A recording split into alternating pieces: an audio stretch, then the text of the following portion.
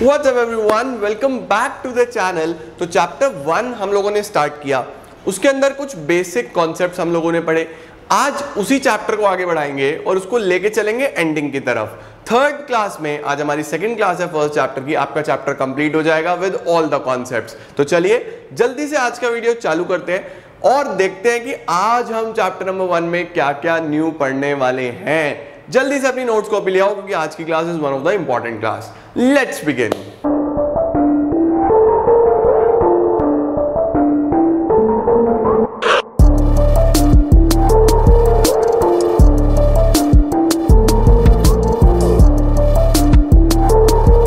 तो गाइस, कल हम लोगों ने ऑब्जेक्टिव्स के ऊपर हमारी क्लास को खत्म किया था, जिसमें कि हमने पढ़े organisational objective, social objective, personal objectives. अब आज स्टार्ट करेंगे हम लोग लेवल्स ऑफ मैनेजमेंट के साथ। देखो, लेवल्स ऑफ मैनेजमेंट, इससे क्वेश्चन बनेगा ही बनेगा, चाहे वो छोटा बने चाहे वो बड़ा क्वेश्चन बने, यहां से क्वेश्चन आपके एग्जामिनेशन में आएगा। ठीक है, अब कोई भी ऑर्गेनाइजेशन हो उसके अंदर 3 लेवल ऑफ मैनेजमेंट काम करते हैं। याद रखेंगे कितने लेवल ऑफ मैनेजमेंट काम करते हैं? 3 लेवल्स ऑफ मैनेजमेंट। जो हमारा सबसे पहला लेवल होता है उसको हम लोग बोल देते हैं टॉप लेवल। जो उसके नीचे आता है उसको बोलना है मिडिल लेवल, और जो सबसे नीचे आता है उसको बोल देंगे लोअर लेवल। यानी कि एक ऑर्गेनाइजेशन के स्ट्रक्चर को 3 पार्ट्स में डिवाइड कर देना है। ठीक है जी, और वो 3 पार्ट्स कौन कौन से हैं हमारे पास? टॉप लेवल, मिडिल लेवल और लोअर लेवल। अब लोअर लेवल के हमारे पास कुछ और नाम भी है, क्या क्या होते हैं, कौन कौन काम करता है, वो सब देखते हैं। लोअर लेवल को हम ऑपरेशनल या फिर सुपरवाइजरी लेवल भी बोलते हैं। तो देखो, अब एक ऑर्गेनाइजेशन में सब कुछ एक इंसान तो नहीं करेगा, ना ही सबकी एक जैसी पोस्ट होंगी, तो अलग अलग पोस्ट में बांटा गया है। सबसे ऊपर कौन होगा एक ऑर्गेनाइजेशन में? वो लोग जो फॉर्मुलेट करेंगे, फॉर्मुलेशन ऑफ ओवरऑल गोल्स, जो गोल्स बनाएंगे ऑर्गेनाइजेशन के, जो टारगेट्स बनाएंगे ऑर्गेनाइजेशन के लिए, तो वो लोग जो फॉर्मुलेशन करेंगे गोल्स, वो लोग टॉप लेवल में आएंगे।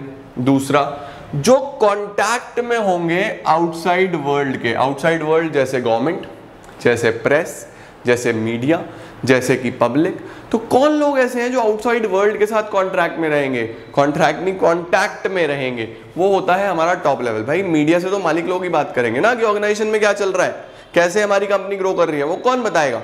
मालिक लोग बताएंगे, तो टॉप लेवल वाले बताएंगे। इसके अलावा वो सक्सेस और फेलियर ऑफ द ऑर्गेनाइजेशन के लिए रिस्पॉन्सिबल होते हैं। They are responsible for success and failure. अब देखो, गोल्स जब उन्होंने बनाए, प्लान्स जब उन्होंने बनाए, तो फायदा हुआ तो भी ये लोग अपना क्लेम करेंगे कि हाँ यार हमारी वजह से फायदा हो, नुकसान हुआ तो भी फिर इन्हीं का लॉस है। समझ रहे हो? तो बेनिफिट्स हो या लॉसेस हो या सक्सेस हो या फेलियर हो, रिस्पॉन्सिबिलिटी किसकी? इन्हीं की है। इसके अलावा वो कोऑर्डिनेट करते हैं अलग अलग एक्टिविटीज, अलग अलग डिपार्टमेंट्स की। कोऑर्डिनेट का मतलब क्या है? कोऑर्डिनेट का मतलब एक साथ लेके चलते हैं। अब देखो, एक ऑर्गेनाइजेशन में डिपार्टमेंट्स तो अलग अलग होते हैं, तो उन सब में कोई कॉन्फ्लिक्ट ना हो, लड़ाई झगड़ा ना हो, तो ये लोग पूरी कोशिश करते हैं कि हम सबको कोऑर्डिनेट करके चलें। इस लेवल पे जो लोग काम करते हैं वो कौन कौन होते हैं सर? देखो, सबसे पहले चेयरमैन, सीईओ, सीएफओ। सीईओ होता है चीफ एग्जीक्यूटिव ऑफिसर, सीएफओ होता है चीफ फाइनेंस ऑफिसर। मतलब कि ये सारे चीफ ऑफिसर्स हैं यार, टॉप लेवल के ऑफिसर्स हैं। President, vice president, general manager etcetera, इस तरीके के लोग सब कौन से लेवल पे आएंगे? टॉप लेवल पे आएंगे। अब उनके जो एग्जैक्टली नीचे होते हैं वो होता है मिडिल लेवल। मिडिल लेवल का काम क्या होता है यार? देखो, जो इन्होंने पॉलिसीज बनाए, गोल्स बनाए, टारगेट्स बनाए, उनके ऊपर फर्दर काम करना, उनको आगे लेके जाना, उनको एक्चुअल में इंप्लीमेंटेशन कैसे करवाना है वो देखना है। तो ये सब मैनेजमेंट ही, लेकिन कैसे करवाना है वो भी तो देखना पड़ेगा। तो मिडिल लेवल क्या करता है? Link between top and lower. अब भाई ये टॉप और ये लोअर, इसके बीच में कौन लिंक है? Middle level. ये इंप्लीमेंटेशन करवाते हैं, ensuring that their department has necessary staff। अब मिडिल लेवल पे जनरली कौन आते हैं? जनरली इसके अंदर डिपार्टमेंटल मैनेजर्स आते हैं। डिपार्टमेंटल मैनेजर्स, जैसे एक ऑर्गेनाइजेशन में सपोज 4 डिपार्टमेंट है। प्रोडक्शन करने के लिए, मार्केटिंग के लिए, परचेज सामान खरीदने के लिए, और एक ले लो एचआर, फाइनेंस, और उसके लेबर के लिए ह्यूमन रिसोर्स डिपार्टमेंट। तो इन चारों डिपार्टमेंट्स के जो हेड्स होंगे वो सब मिडिल लेवल पे काम करेंगे। तो यहाँ पे कौन आएंगे? Departmental managers, departmental heads. ठीक है, अब अपने डिपार्टमेंट में कितने लोगों की जरूरत है, इनसे अच्छा तो कोई नहीं जानता। तो अपने डिपार्टमेंट में अगर स्टाफिंग देखनी है कि प्रॉपर हो रही है नहीं हो रही है, उसके लिए कौन जिम्मेदार होगा? ये लोग होंगे। ठीक है, और दूसरे डिपार्टमेंट्स के साथ कोऑर्डिनेट करके चलने का काम यहाँ पे ये लोग भी करते हैं। ठीक हो गया। ये अलग अलग एक्टिविटीज को कोऑर्डिनेट करते हैं और ये दूसरे डिपार्टमेंट्स के साथ कोऑर्डिनेट करते हैं। ऑलराइट, तो यहाँ पे कौन कौन काम करते हैं? सारे divisional head, sales manager, factory manager, production manager, generally यहाँ पे सारे डिपार्टमेंटल मैनेजर्स काम करते हैं। करेक्ट हो गया जी। अच्छा, अब आते हैं हम बिल्कुल लास्ट लेवल पे। सबसे आखिरी लेवल कौन सा होता है बच्चों? सबसे आखिरी लेवल होता है लोअर लेवल। लोअर लेवल क्या करेगा? लोअर लेवल जो इन्हें बताया ये इन्हें काम दे देते हैं। तो लोअर लेवल एक्चुअल में वर्कर्स से काम करवाता है। इसके नीचे वर्कर्स होते हैं। लोअर लेवल के नीचे कौन होते हैं? वर्कर्स होते हैं। तो लोअर लेवल क्या करता है?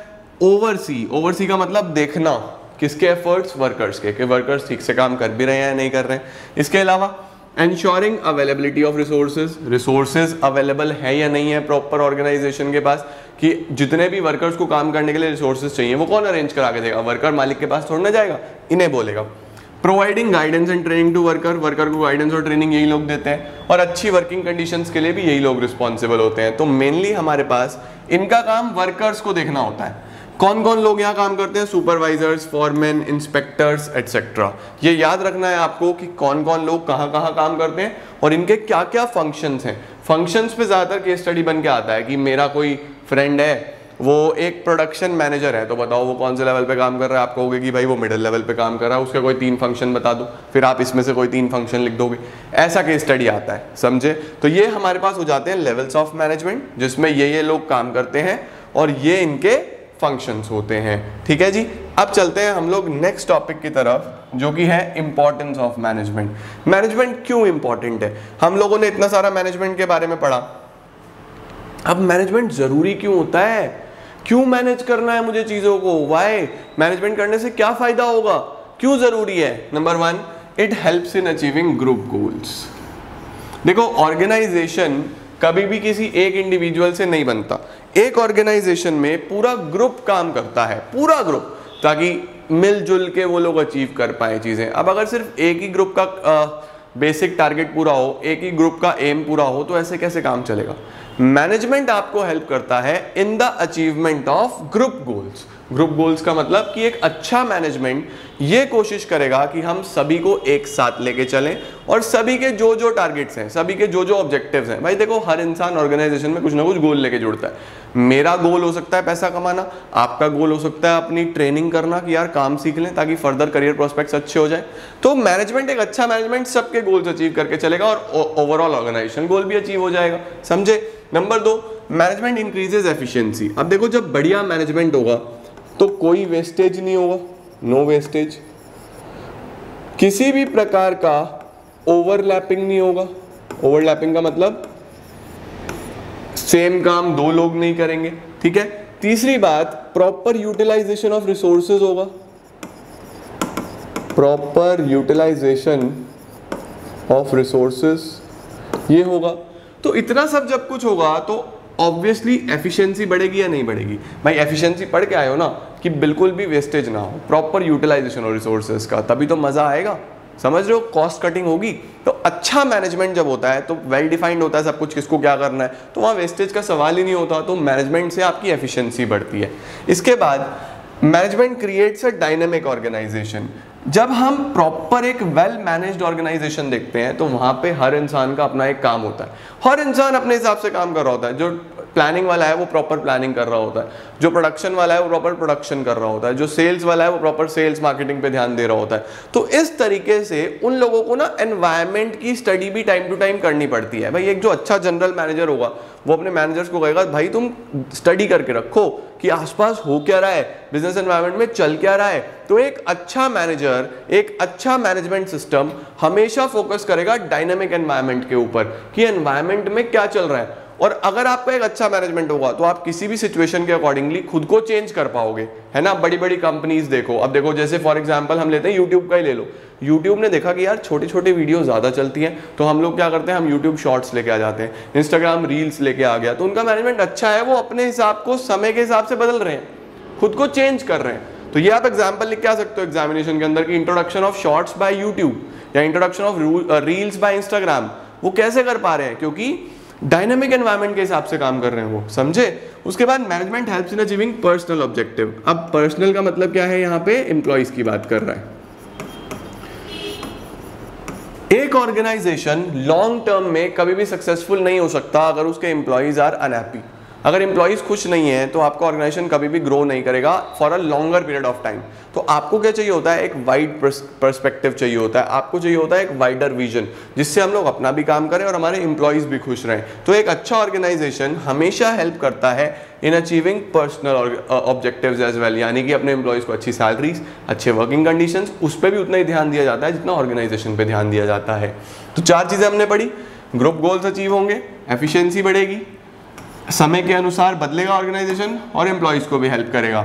Management helps in development of the society. आप बड़ी बड़ी कंपनीज को देखते हो, जितनी भी बड़ी बड़ी, जैसे फॉर एग्जांपल एक ज़्यादा बड़ी पे नहीं जाते, हम लोग आईटीसी की बात कर लेते हैं। आईटीसी भी यार एक वेल नोन कंपनी है। तो आईटीसी की अगर बात करें तो उनकी एक नोटबुक्स आती हैं क्लासमेट रजिस्टर्स। आप जब भी वो रजिस्टर बाय करते हो तो उसके पीछे लिखा होता है कि कुछ % उसका एजुकेशन को प्रमोट करने के लिए वो लोग कॉन्ट्रीब्यूट करते हैं। सिमिलरली रिलायंस कुछ शेयर अपना डिजिटल इंडिया के लिए कंट्रीब्यूट करता है। तो ये लोग बेसिकली क्या कर रहे हैं, जितनी भी कंपनीज हैं ये क्या कर रही हैं, ये कंपनी सब डेवलपमेंट ऑफ सोसाइटी के लिए भी काम करती हैं। सारी नहीं करती, बट जिनका एक अच्छा मैनेजमेंट होगा, क्योंकि उन्हें अपने सोसाइटी में एक गुडविल भी तो बनानी है, एक रेपुटेशन भी तो बनानी है, एक इमेज भी तो बनानी है। तो वो कैसे बनेगी, जब आप सोसाइटी के लिए कुछ ना कुछ कंट्रीब्यूशन करोगे। तो एक अच्छा मैनेजमेंट सोसाइटी के बारे में भी उतना ही सोचता है जितना खुद के बारे में सोचता है। तो बेसिकली देखो तीनों ऑब्जेक्टिव पूरे हो रहे हैं। 3 ऑब्जेक्टिव क्या थे हमारे, ऑर्गेनाइजेशनल, सोशल, पर्सनल। पर्सनल यहाँ हो गया, सोशल यहाँ हो गया, ऑर्गेनाइजेशनल तो ये हो ही रहा है, ग्रुप गोल्स पूरे हो रहे हैं, एफिशिएंसी बढ़ रही है, तो ऑर्गेनाइजेशन में सर्वाइवल प्रॉफिट ग्रोथ होगा भाई। तो ये सारे इंपॉर्टेंस आए तो वहीं से, क्लियर हुआ या नहीं हुआ। तो ये होता है हमारे पास management helps in development of the society.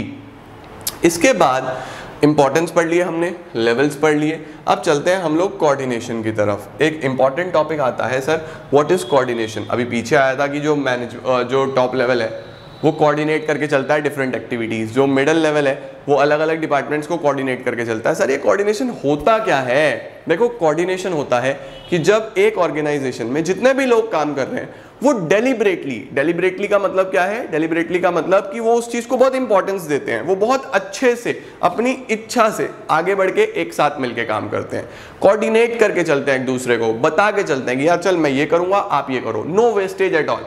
ये सब कोऑर्डिनेशन हो रहा है। यानी कि एक ऑर्गेनाइजेशन में आप पढ़ के आए कि ग्रुप काम करता है, तो जब पूरा ग्रुप मिलके काम करता है और सभी एक्टिविटीज को एक डायरेक्टेड कॉमन गोल की तरफ लेके जाता है, उसको कोऑर्डिनेशन बोलते हैं। जैसे कि प्रोडक्शन डिपार्टमेंट ये बोलता है कि परचेज मुझे आप अच्छा सा रॉ मटेरियल ला के देना तो मैं अच्छा प्रोडक्शन कर पाऊंगा। सेल्स बोलता है कि हाँ आप बढ़िया से प्रोडक्शन करना तो हमें सेल्स करना आसान होगा। तो सभी इंटरलिंक्ड है ना, सब आपस में कोऑर्डिनेट करके चलते हैं, एक साथ मिल के चलते हैं। तो यही कोऑर्डिनेशन है। क्या होता है कोऑर्डिनेशन, द प्रोसेस। कोऑर्डिनेशन क्या है, फिर से एक process by which a manager synchronise का मतलब क्या है, एक साथ लेके चलना।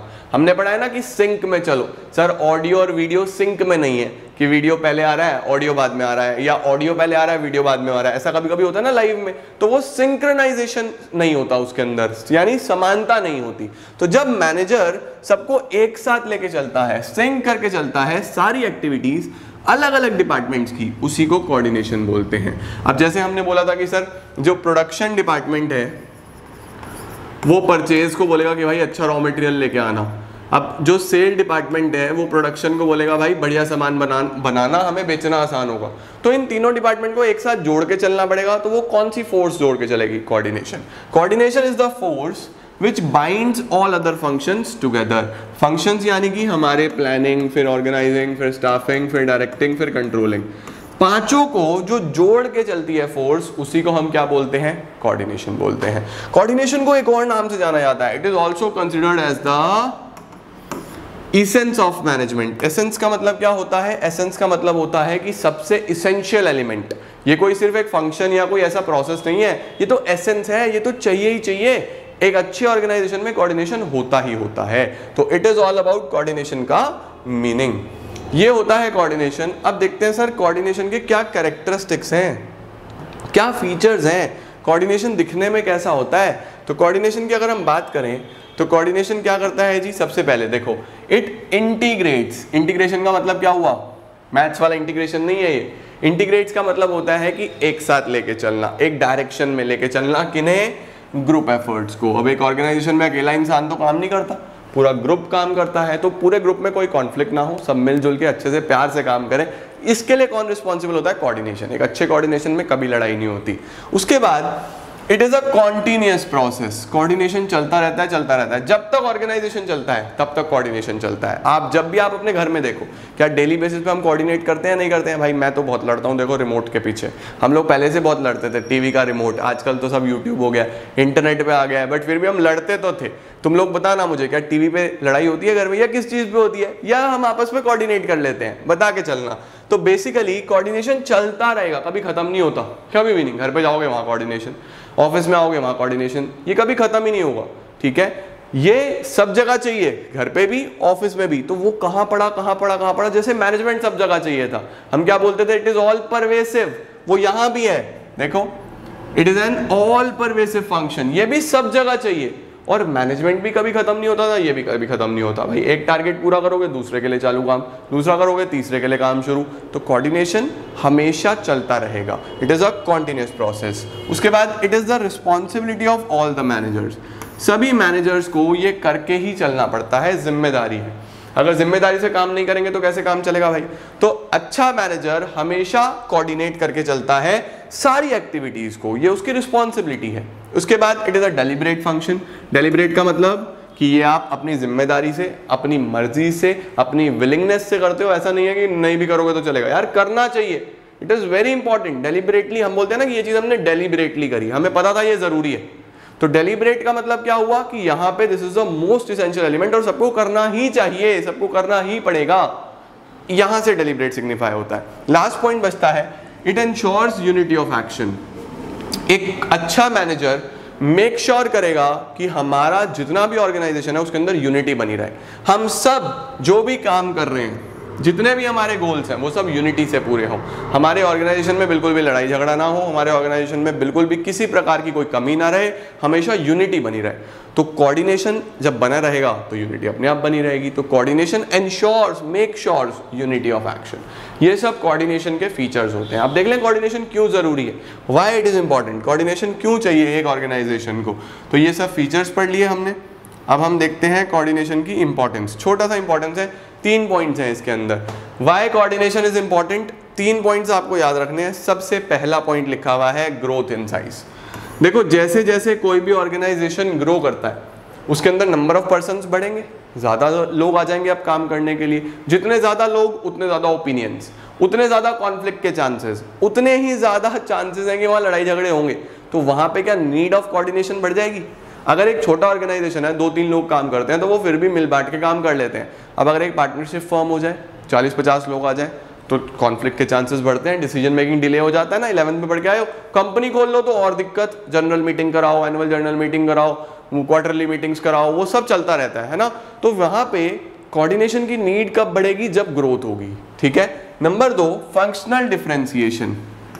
यूजुअली आजकल सभी ऑर्गेनाइजेशन फंक्शंस के बेसिस पे डिवाइडेड है। जैसे कि प्रोडक्शन के लिए अलग डिपार्टमेंट, इसको ब्लैक करता हूं, प्रोडक्शन के लिए अलग डिपार्टमेंट, सेल्स के लिए अलग डिपार्टमेंट, मार्केटिंग के लिए अलग डिपार्टमेंट, ह्यूमन रिसोर्स के लिए अलग डिपार्टमेंट, फाइनेंस के लिए अलग डिपार्टमेंट। अब ये जितने भी डिपार्टमेंट्स हैं, ये सबके अलग अलग काम है, फंक्शंस के बेसिस पे बनाए गए हैं, है ना। अब इन सारे डिपार्टमेंट्स को ऐसा लगता है, प्रोडक्शन को लगता है अगर मैं प्रोडक्शन ही ना करूं तो सेल्स बेचेगा क्या।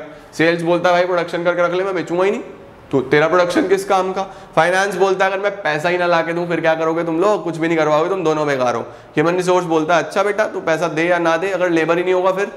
तो बेसिकली हर डिपार्टमेंट की अपनी इंपॉर्टेंस है। अब अगर ये इस तरीके से अपनी अपनी इंपॉर्टेंस गिनवाएंगे, एक साथ मिलकर काम नहीं करेंगे तो कैसे काम होगा, स्ट्राइक्स हो जाएंगी। तो कोऑर्डिनेशन मेक श्योर करता है कि इन सभी डिपार्टमेंट में आपसी सहमति बनी रहे।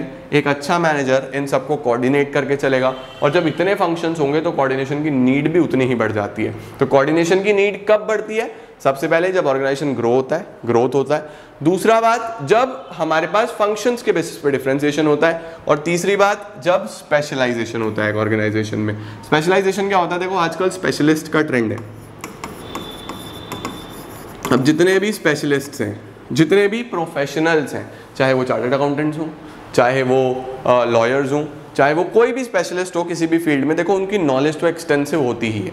अब जब नॉलेज एक्सटेंसिव होती है और इतने सारे स्पेशलिस्ट काम कर रहे होते हैं तो कई बार डिबेट के चांसेस बढ़ जाते हैं। भाई मैंने भी उतनी ही मेहनत से अपनी डिग्री ली है, सामने वाले ने भी उतनी मेहनत से डिग्री ली है, तो दोनों डिबेट कर सकते हैं। वहां पे कोऑर्डिनेशन की नीड बहुत बढ़ जाती है। अगर हम आपस में लड़ने लगेंगे कि भाई ठीक है अगर तू होशियार है तो मैं भी तो होशियार हूं, फिर काम कैसे चलेगा। तो एक ऑर्गेनाइजेशन में बच्चों स्पेशलाइजेशन सबसे इंपॉर्टेंट एस्पेक्ट बन जाता है अगर कोऑर्डिनेशन अच्छा है। अगर कोऑर्डिनेशन पुअर हुआ फिर स्पेशलिस्ट काम नहीं कर पाएंगे, उनका ईगो क्लैश होगा बार बार आके, तो वहां पे कोऑर्डिनेशन में गड़बड़ हो जाएगी। तो एक अच्छा ऑर्गेनाइजेशन तब प्रॉपरली काम कर पाएगा अगर वहां पे प्रॉपर कोऑर्डिनेशन है। फिर तो चाहे वो जितना ही ग्रो कर लें, जितने ही फंक्शंस बना लें, कितने ही स्पेशलिस्ट हायर कर लें, कोई भी दिक्कत आने वाली नहीं है। तो this was all about coordination. Coordination में आपको क्या क्या याद रखना है, कोऑर्डिनेशन का मीनिंग, उसको एसेंस ऑफ मैनेजमेंट बोलते हैं, एसेंस क्यों बोलते हैं, उसके पीछे आप लोग लिखो क्योंकि ये हर लेवल पे चाहिए, क्योंकि इसको हर फंक्शन पे परफॉर्म करना पड़ता है, इसीलिए उसको एसेंस बोलते हैं। फिर आप उसके फीचर्स याद रखो और लास्ट आता है उसकी इंपॉर्टेंस। तो इस तरीके से आप लोग इस टॉपिक को प्रिपेयर कर लो। देन हमारे पास अब चैप्टर में बचता है बस नेचर ऑफ मैनेजमेंट, कि मैनेजमेंट को साइंस बोलूं, आर्ट बोलूं, प्रोफेशन बोलूं, क्या बोलूं, उसको डिस्कस करेंगे हम लोग नेक्स्ट क्लास में और चैप्टर हो जाएगा खत्म। तो उम्मीद कर रहा हूं तुम लोगों को समझ में आया होगा। टोटल 12 चैप्टर है यार, पहला तुम खत्म कर लोगे।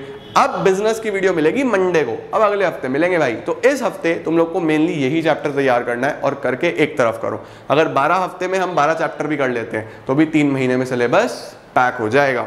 तो बस this is it for today. मिलता हूं मैं आपको नेक्स्ट क्लास में, तब तक के लिए अच्छे से पढ़ते रहो, एनसीईआरटी से रीडिंग लगा लेना, इंपॉर्टेंट पॉइंट्स मार्क कर लेना और अगली क्लास में मिलते हैं। Thank you everyone.